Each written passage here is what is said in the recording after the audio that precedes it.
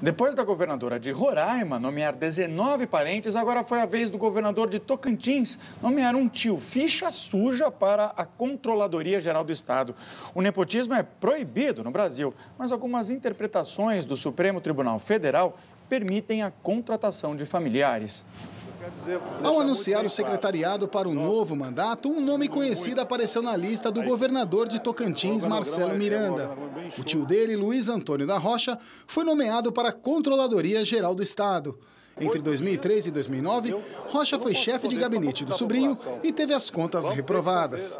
Agora, ele corre na justiça para não ser enquadrado na lei da ficha limpa. Apesar do nepotismo ser proibido no Brasil desde 2008, não é difícil encontrar parentes de políticos ocupando cargos no alto escalão. O Supremo considera ilegal a contratação de familiares até terceiro grau nos poderes municipal, estadual e federal. Mas pela jurisprudência, a regra só se aplica aos cargos administrativos. No entendimento do Supremo Tribunal Federal, a contratação de parentes para cargos de natureza política, como secretários estaduais, municipais e chefes de gabinete, não caracterizam nepotismo. Uma vedação total poderia trazer uma injustiça. Por quê? Porque uma pessoa com altíssima qualidade, que merece um cargo público, não poderá exercê-lo porque tem um parentesco. É aproveitando essa brecha que muitos políticos garantem a vaga dos familiares. Em Roraima, a governadora Sueli Campos nomeou 19 parentes. Ela alega que todas as indicações são para vagas de natureza política, como prevê o STF, mas o Ministério Público vê abusos e afirma que a governadora violou o artigo 37 da Constituição.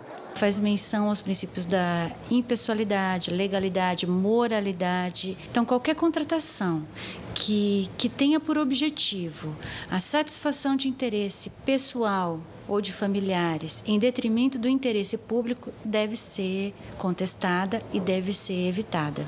Os promotores recomendaram a exoneração imediata dos parentes de Sueli, sob pena de adoção das medidas judiciais. Só que até agora, ela não deu sinais de que vai abrir mão dos familiares. Eles sabem que essas decisões demoram e quando isso for resolvido lá no Supremo Tribunal Federal, já acabou a gestão e eles já exerceram a sua função. Carnal, eu queria ler aqui um trechinho da nota da governadora Sueli ao justificar a contratação dos parentes. É uma prática comum na história de Roraima a nomeação de pessoas próximas aos gestores para ocupar importantes secretarias. Quer dizer, é uma prática comum, nas palavras dela. Ela não foi eleita para mudar algumas práticas comuns? Bom, e mesmo não é um argumento ético, é uma prática comum. Como lembra Aristóteles, não é a ação da maioria que determina a legalidade. É uma prática comum o uso de crack em São Paulo.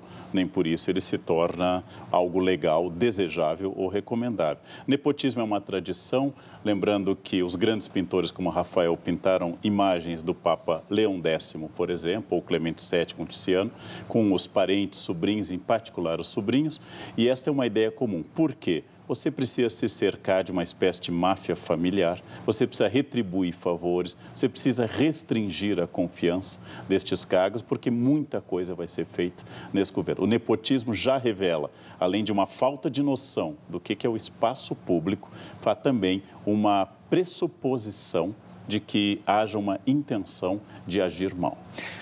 O entrevistado justificou ali, dizendo, olha, poderia se cometer uma injustiça com uma pessoa altamente qualificada que seria impedida de ocupar determinados cargos públicos. Esse argumento é válido, na sua opinião, Antônio Carlos? Eu acho que é válido, até para a gente imaginar o seguinte, se ele é tão qualificado, ele não tem nenhum problema para se colocar no mercado, não é mesmo? Ou em qualquer outra atividade. Mas, de qualquer forma, no Brasil, como lembrava o professor Karnal, existe uma certa confusão entre valores éticos, entre aquilo que é moral e aquilo que é legal, né? Então, por exemplo, no âmbito federal, você tem cerca de 100 mil cargos de confiança. Eu me lembro até de um governante que tinha nomeado um parente muito próximo para um cargo de confiança e que disse o seguinte, quer alguém de mais confiança do que o meu irmão, ou o meu cunhado, ou o meu filho, né? Mas isso, evidentemente, não é, além de ilegal, né, pelo que a gente viu, é imoral, né? Porque, evidentemente, o governante e as pessoas públicas têm não apenas ser honestas, mas parecerem honestas, né? E isso, evidentemente, leva a um entendimento de um certo favorecimento, de uma retribuição de favores, como já foi aqui lembrado, E, evidentemente, isso não é cabível no mundo atual, né? No mundo brasileiro, numa sociedade em que a gente quer transparência, quer legalidade e moralidade.